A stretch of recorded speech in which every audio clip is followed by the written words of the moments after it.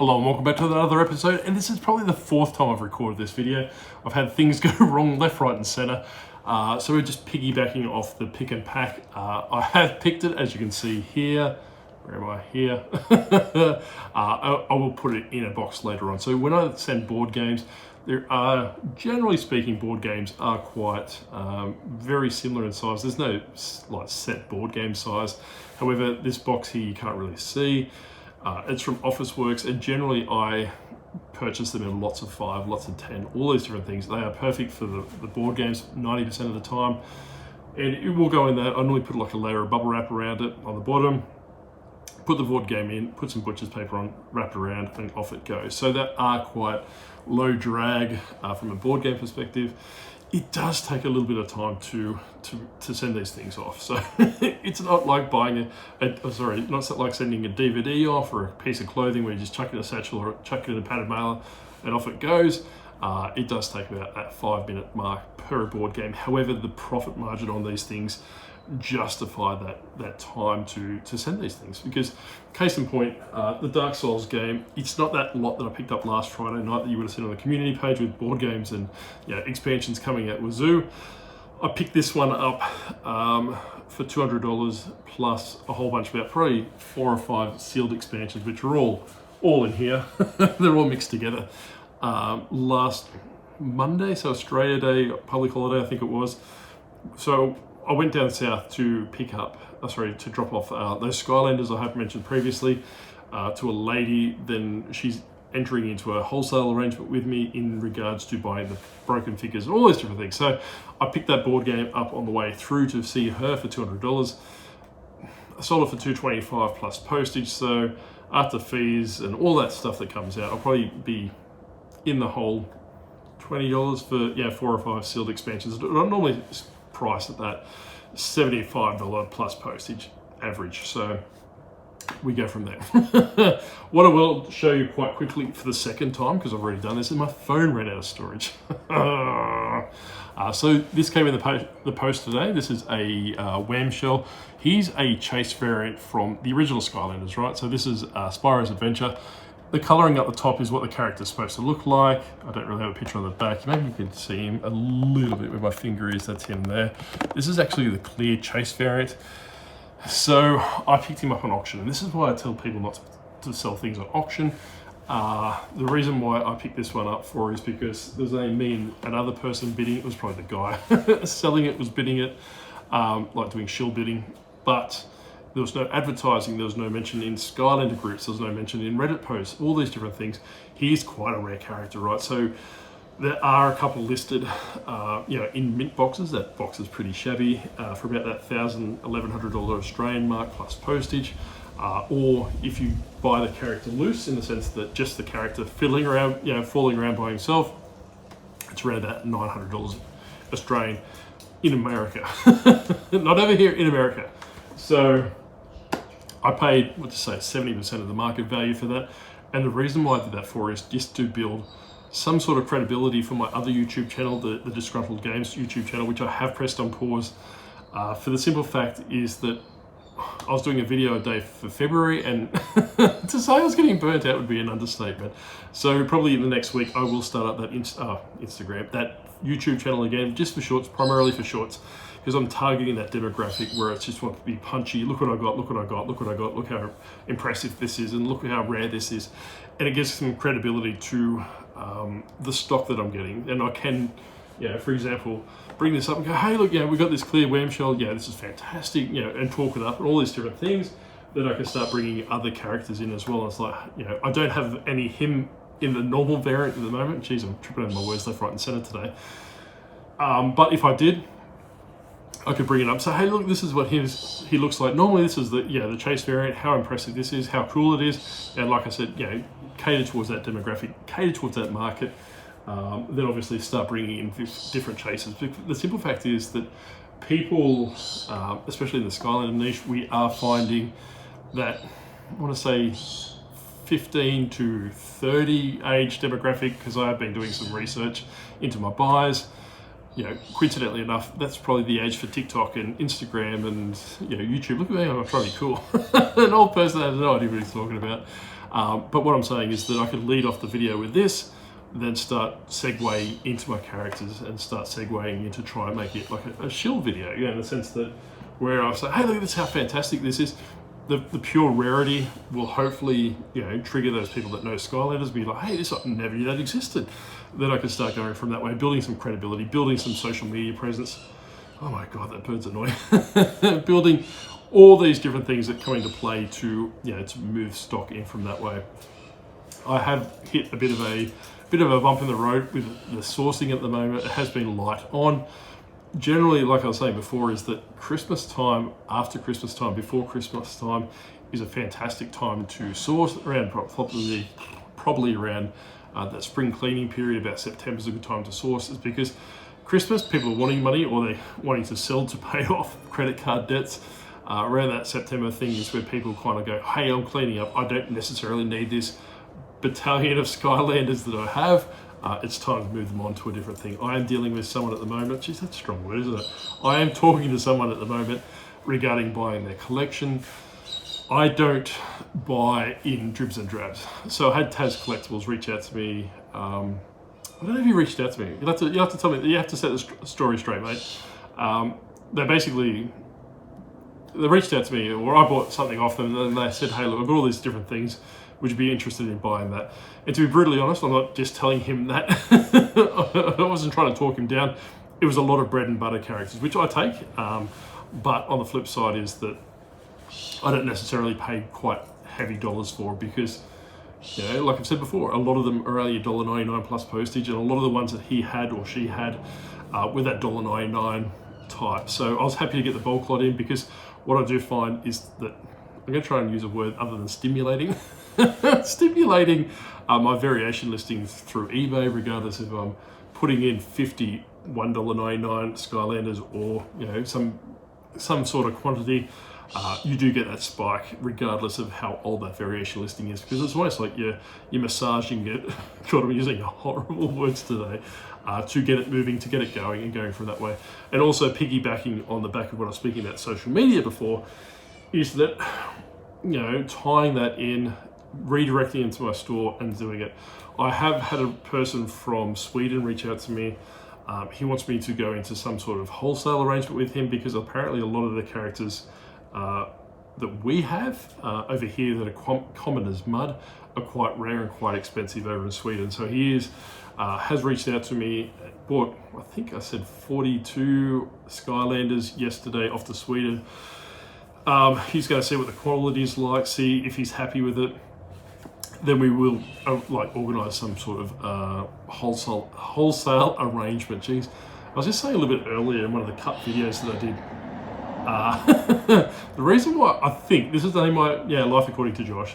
The reason why I keep tripping over my words for is because in my mind, everything's running 100 miles an hour. I've got like 6 or 7 different thoughts going on at the same time, about 3 or 4 sentences ahead of what I want to say, and it's not quick. My mouth can't move quick enough. So it normally comes out all at once and trips over my words. So like I was saying, is that's what I want to do with social media. I have spoken to people about social media before. Rye and I had a chat in the comments regarding that social media the other day. It's really good. You really, really, really want to go on top of your social media, regardless if you're a very low level seller, or if you're a higher level seller, or if you're a mid-range level seller like I am. Find a niche and play to that. You don't necessarily need to niche down as heavy as I have with Skylanders. You might have jeans, you might have clothes and all these different things. You might want to put it on Instagram and go from that way, but you need something that separates you from the other people. Hence why I use the octopus. I built the reputation of the octopus up. Use a little octopus emoji in pretty much all my listings. So that's something you could probably look into. I know Rye was saying that he was using a rubber duck or something like that, or duck related language in his review videos and all these different things, which is fantastic. Rye, keep on top of that, mate, because that is fantastic. And I have said before, and I think I may have said it in a previous video as well, is that what you want to do is you want to build your reputation on social media before you even appear in front of the camera. Well, that's how Grumpy Granny and I done it.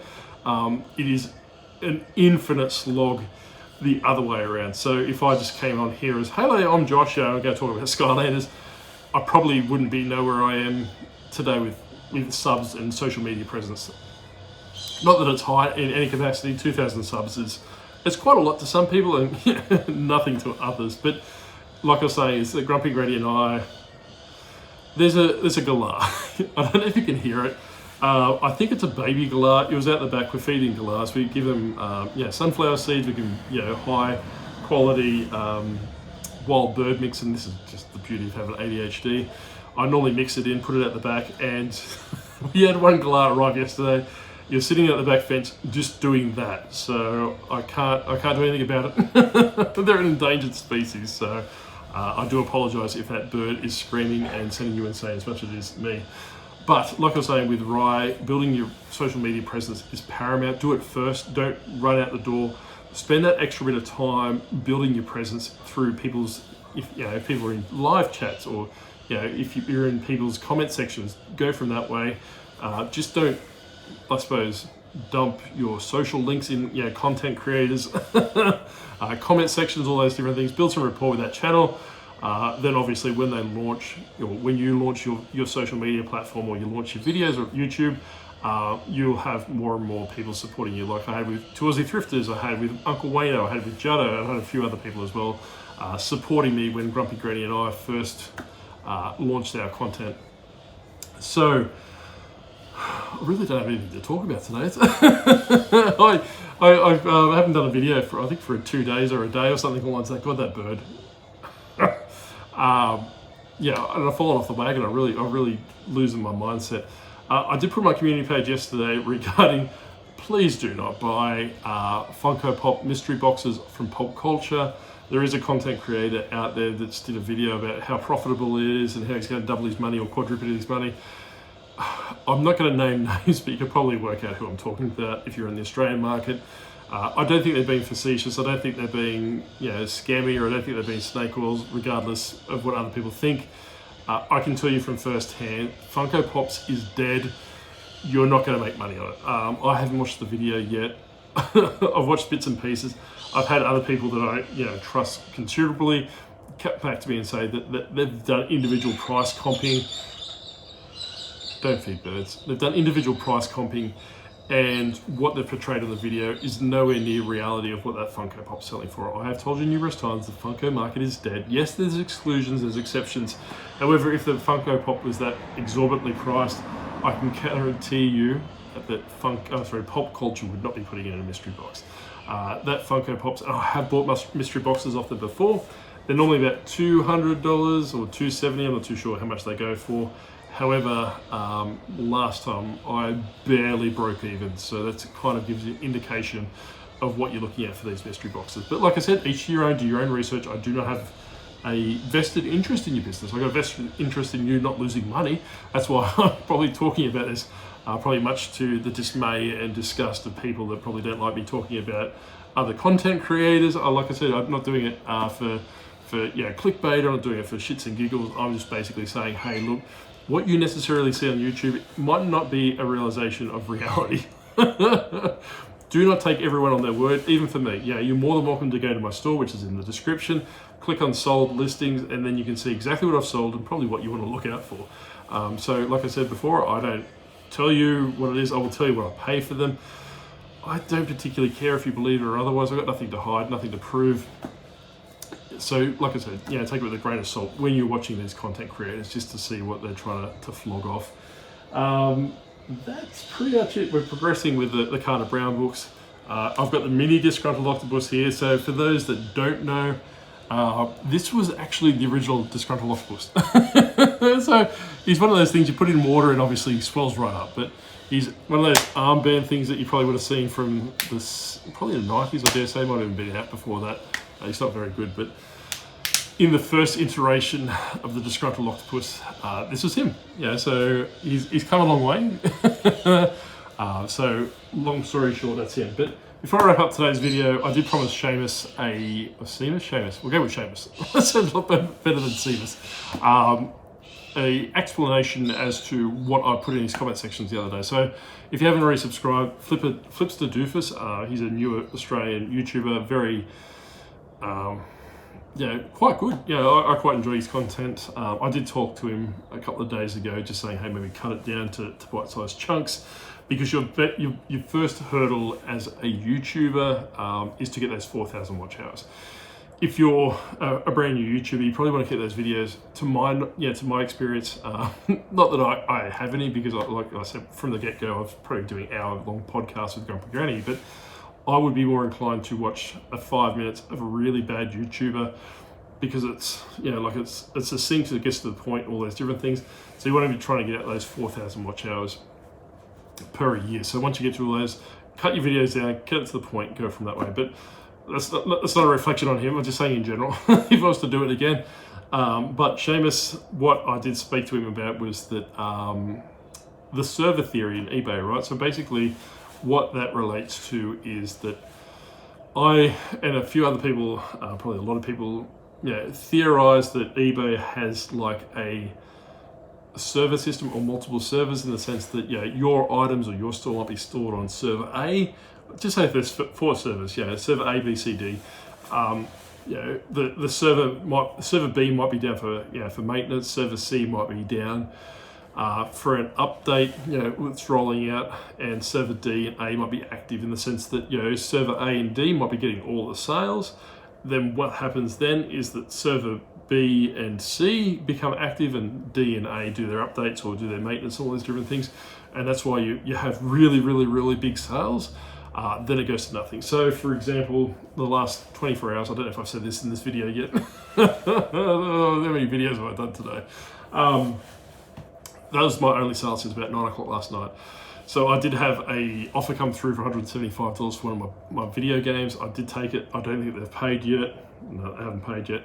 So that's something that I'm looking forward to, like one sale today. There might be something more come through later on. But generally speaking, I do think that eBay operates on a server basis. I do list consistently. I do update my variation listings every day. I do list new items. I do list board games. I don't necessarily subscribe to a list 10 items a day or subscribe to a list $500 a day. I do a combination of both. So, 4 or 5 board games might be $1,000. But then I'll back it up with some, variation listings of Skylanders and some those Carter Brown books as well. So I may be only, according to Flipwise, listing 4 things a day. However, if I'm adding to variation listings for the quantity, or adding extra books into the Carter Brown variation listing, that does stimulate eBay as well. So, like I said, it's really, choose your own adventure, right? I don't think anyone's got the inner workings of eBay. What I do find is that constant activity, which is what everyone says, right? So, go with that way. But it's pretty warm here. It's about 38 degrees here. I'm wearing my little giraffe shirt. You can't really see. He's eating the moon. I do want your opinion on something. I am going to put a proposal to another YouTuber in regards to merchandising. I've got some ideas for them, so without going too much into it, I'm going to reach out to them with my proposition, in the sense that I create some designs for them for their merchandising of a certain product that they sell, and I give them, I suppose, a kickback, in the sense that I do all the work, I do the designs, I do the prints, I do the delivery and all those different things, and they get like maybe a 25% profit or something, depending on 25% of the profit, depending on what the profit margin is. So I'm gonna do that. So I'm gonna probably roll that out in the next couple of weeks. I have been fiddling around with some designs. I did send it to Grumpy Granny. I'm waiting to hear back what she thinks about that. It's not Grumpy Granny. I'm just using her as a adjudicator, just to see from that way.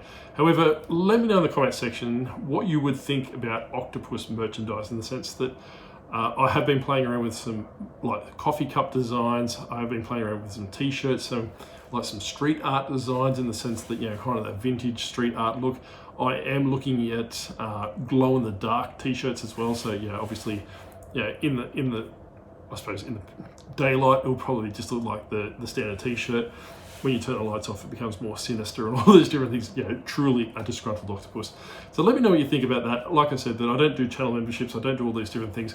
I am interested in doing things that have a tangible outcome for you guys. So if you are donating money, I'd rather you get something like stickers or coffee cups or keychains or t-shirts or something along the lines of that. Like I said before, that there's yes, it does annoy me with channel memberships, but that's not everyone. Like I say, it's just that primarily a few people I watch that constantly harp on about it without really any return on investment for the viewers. And that's not Tory. I know someone said in the comments the other day, Rye, it's definitely not Tory that I'm targeting that towards. All that was going through my head the other day when I was doing that video was, I hope they don't think I'm talking about Tory. I have a lot of respect for that guy. He works hard. He's been through the ringer, all these different things, and he's also a service personnel as well. Military is quite close to my heart, so I'm more than happy to do that. Definitely wasn't talking about Tory, but like I say, let me know what you think about the merchandising. Like I said, that I'm not sure of the price points because it is those different things. I am probably going to get some stickers through. I know I did do some things earlier on regarding stickers. However, I do want to branch into that because I quite enjoy that collectible aspect. I'm not going to make it reselling dominant. I might do some catchphrases like dominate your day or suck it up, or something like very disgruntled octopus-esque sayings and a lot of imagery and all those different things. Be quite clean, so it's not going to be swearing or anything like that. So let me know in the comment section below what you think, and would you buy it? Like I said, I don't want to peddle it. I don't want it to be cheap and just really kind of a second thought. Just chat GPT or do something that slaps it together, and I slap it on a coffee cup and expect thousands and thousands of dollars. I do care about my viewership. I do care about all those people that watch me and all those different things and support me, which is fantastic. But like I say, I'd like to give you something to remind you of the octopus every day if I can.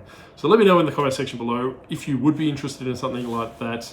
And what kind of thing would you be interested in? I'm probably looking at mouse pads, I'm looking at t-shirts, coffee cups. What else did I say? Something else. Okay. Oh, stickers. Goes back to the 19 things running around my head. I have an artist employed that I have worked with before, not in the sense of as her drawing, but I have worked with her before in a professional capacity. Her artwork is phenomenal, right? So I have reached out to her.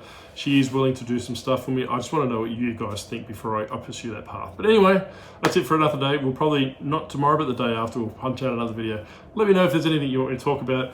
If you've got any questions, or if you want me to focus on something, I'll do a pick and pack video. I do have a gimbal coming in the next couple of days, in the sense I could probably walk around and show you a little bit more of the garage. I do want to show you down there with Boris, because Boris has been quite lonely. He wants to have some attention. I want to talk to you about the books and the way I've set it up. I think I've got about 6 Warhammer books left out of that, 30 plus lot that I had, so they're moving quite quickly. Just quite quickly on the Japan update, I think I'm about $3,400 since the start of January, so we're well and truly ahead of our goal. You're more than welcome to go through the store and see what's sold, and you can probably work it out from that way. But once again, we'll see you next time. Bye.